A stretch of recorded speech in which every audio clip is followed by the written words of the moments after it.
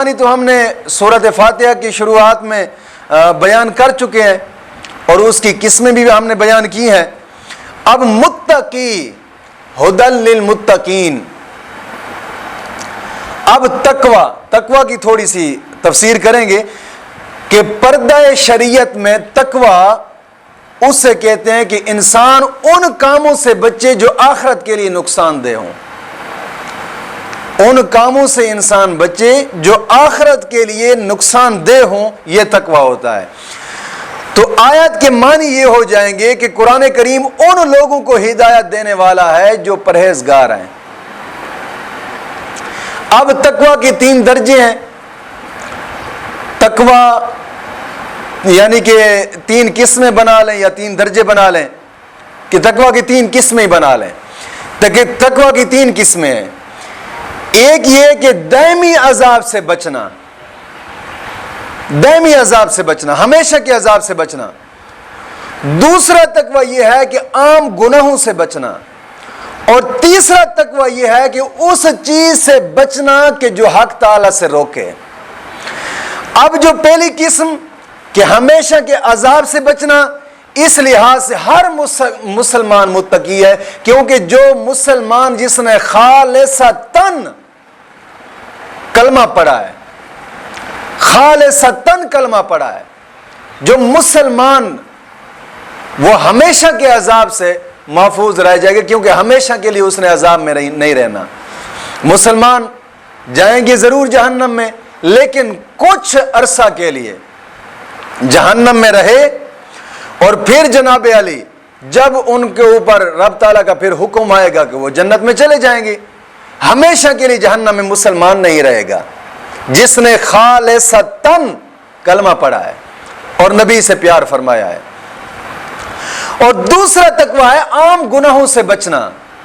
عام گناہوں سے بچنا، یہ عام طور پر تقوی کے یہی معنی مراد لیے جاتے ہیں، اور اس لحاظ سے پرہیزگار لوگ متقی ہیں کہ وہ عام گناہوں سے بچتے رہتے ہیں. عام طور پر جناب علی اس وقت معاشرہ میں جو بھی گناہ پھیلائے جا رہے ہیں فلمیں، ڈرامے، یا جناب علی سائے طرح کی زنا خوریاں، کفر کا قانون، یا اس میں جو بھی شریعت کے خلاف آتا ہے گناہ ہے، اور ان سے بچنا، ان گناہوں سے بچنا، یہ تقوی ہے عام لوگوں کا. اور یہی جناب علی اس لحاظ سے متقی لوگ پرہیزگار ہیں. اور تیسرا ہے اس چیز سے بچنا کہ جو حق تعالی سے روکے. تو یہ اولیاء اللہ اور انبیاء کرام اس لحاظ سے یہ 2 ہستیاں متقی ہیں، اولیاء اللہ اور انبیاء کرام. اور اس آخری قسم کا جو تقوی ہے نا، اس آخری صورت کا، اس آخری قسم کا تقوی، اس تقوی کی 2 صورتیں ہیں. اس تقوی کی 2 صورتیں ہیں. ایک یہ کہ دنیاوی چیزوں سے بے تعلقی رکھنا، بالکل بے تعلق ہو جانا دنیاوی چیزوں سے، جس طرح کہ تارک الدنیا فقیر، کہ جو بالکل دنیا سے بے تعلق ہو جاتا ہے اور صرف اپنا تعلق اپنے رب سے جوڑ لیتا ہے. اور حضرت سیدنا عیسیٰ علیہ السلام جنہوں نے بالکل دنیا سے بے تعلق ہو کر جناب علی اپنے رب کے ساتھ تعلق جوڑے رکھا. ایک روایت میں ملتا ہے کہ حضرت سیدنا عیسیٰ علیہ السلام جا رہے تھے اور ایک درخت کے نیچے لیٹے. آپ نے اپنی زندگی میں اپنا گھر نہیں بنایا اور پوری زندگی رب کے راستے کے اوپر جناب علی تبلیغ کرتے ہوئے گزار دی. جا رہے تھے تو ایک راستے میں درخت کے نیچے لیٹے اور ایک کچی اینٹ پڑی تھی، وہ اینٹ اٹھا کر جناب علی سر کے نیچے رکھی. ادھر سے شیطان آیا. شیطان نے کہا آپ تو کہتے ہیں ہم دنیا سے کوئی تعلق ہی نہیں رکھتے اور دنیا کی کوئی چیزوں سے بالکل بے تعلق ہے، کوئی دنیا کی چیز استعمال ہی نہیں کریں گے، آپ نے تو اینٹ رکھی ہوئی ہے. آپ نے اینٹ اٹھا کر پھینکی ہے. فرمایا لعنتی ہے، یہ بھی لے جا، ہم اس سے بھی بے نیاز ہیں. تو آپ نے اینٹ بھی اٹھا کر جو یعنی تارک الدنیا، بالکل دنیا سے بے تعلق ہو جانا، یہ ایک قسم. اور دوسری دنیا سے تعلق ہے مگر دل کا جو تعلق ہے وہ رب سے ہے، یعنی ہاتھ کار ول دل یار ول، اس طرح کا تعلق۔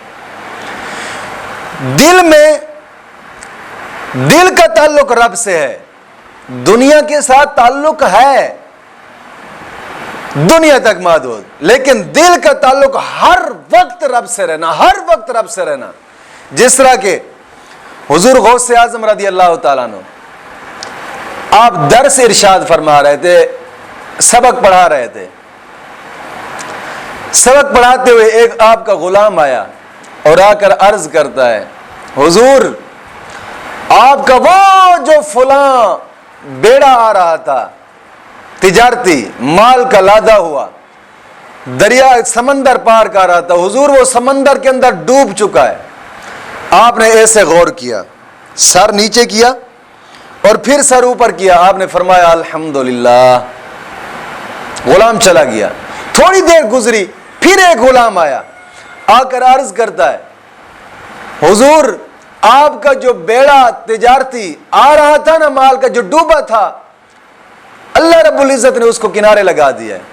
آپ نے پھر ایسے سر نیچے کیا اور پھر سر اوپر کیا، آپ نے فرمایا الحمدللہ۔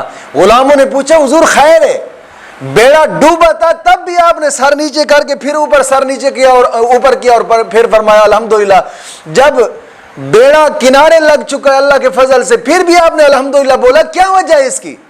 حضور غوث اعظم نے فرمایا یارو میں اپنے دل کو دیکھ رہا تھا، کیا جب بیڑا ڈوبا تھا تب دل پر نظر کی کہ کیا مال کے چلے جانے سے میرے دل نے اپنے رب سے تعلق توڑا تو نہیں ہے؟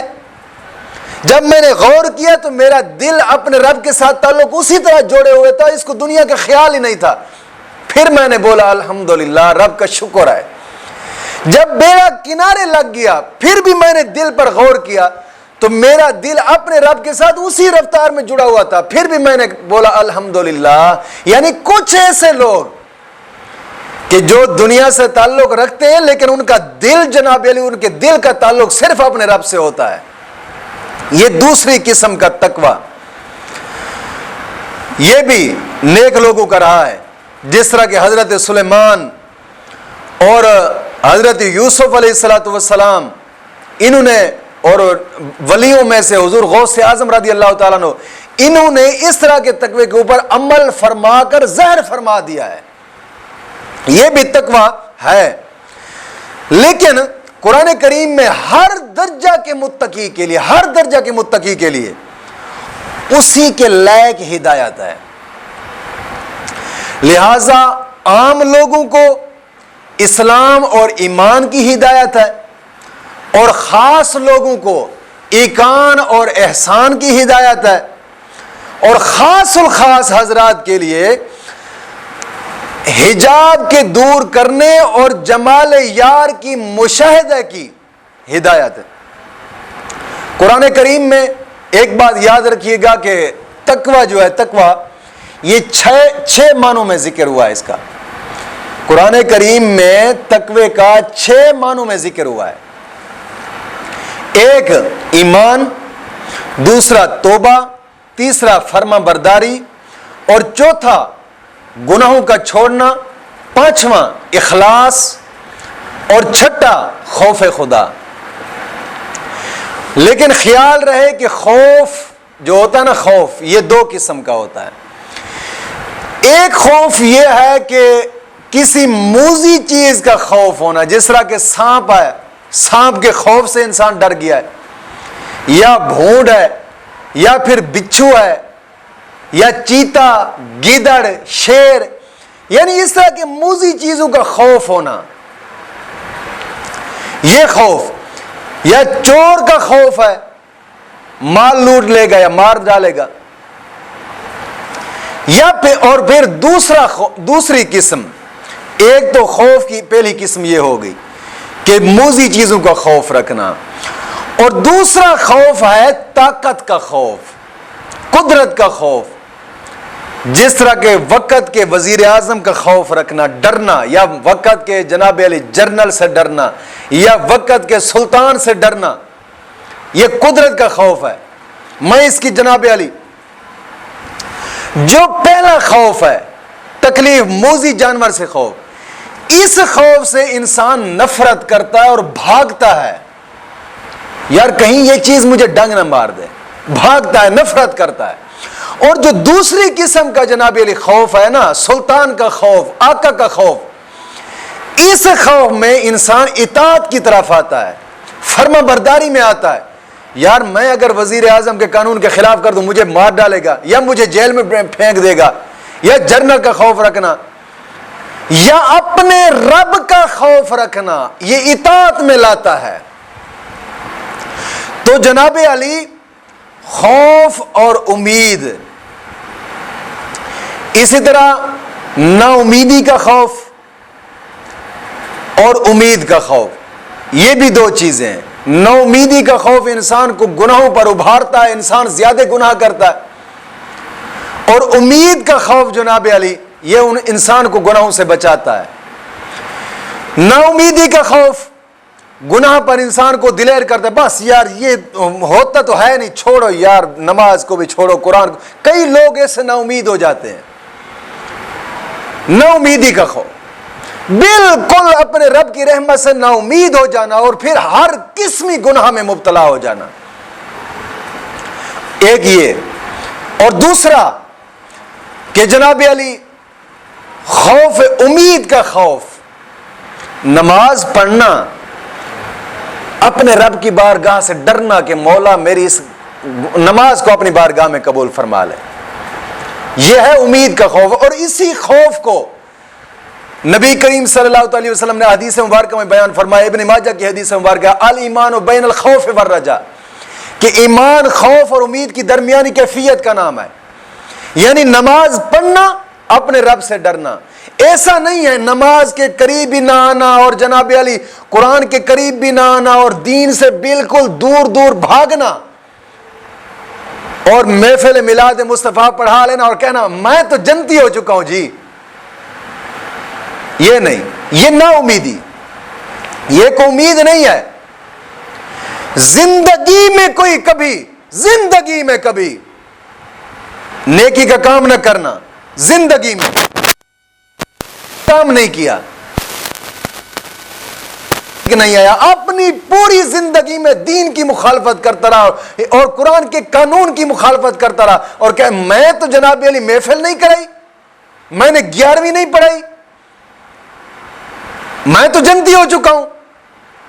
یہ بے وقوف انسان کی سوچ ہوتی ہے۔ وہ انسان کی جو جناب علی کھیتی باڑی میں جائے اور کوئی انسان جناب علی کماد اگائے اور کہتے ہیں میں تو یہاں سے جناب علی آلو کی فصل اٹھاؤں گا، بے وقوفا، اگایا کماد ہے، اٹھائے گا تو آلو کی فصل، یہ کیسی تیری امید ہے؟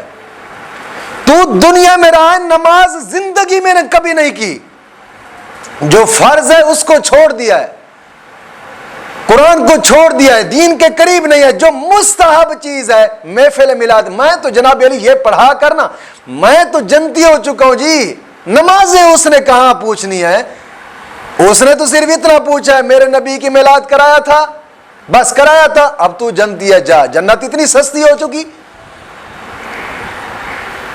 یہ خوف امید کا خوف نہیں ہے، امید کا خوف اتنا کیا ہے، اتنا ہے فرض پورے زندگی میں اپناتے رکھنا، فرض مکمل پڑھنا، واجبات پورے اپنانا، سنتوں پر عمل رکھنا، اور پھر مستحب چیزیں ہیں، محفل میلاد مصطفیٰ ہے، 11ویں شریف ہے، مستحب کوئی بھی چیزیں ہیں، ان کو کرنا اور پھر رب کی بارگاہ میں ڈرنا اور امید رکھنا کہ مولا اس کو قبول فرما لے گا، یہ ہے امید کا خوف۔ اور اسی طرح ہی خوف ہر مسلمان میں ہونا چاہیے، اسی طرح کا خوف ہر مسلمان میں ہونا چاہیے۔ اور انشاءاللہ العزیز اگلے سبق میں تقوی کے فائدے اور تقوی کی علامتیں انشاءاللہ العزیز بیان ہوں گی۔ مولا کریم دین متین کی سمجھ عطا فرمائے۔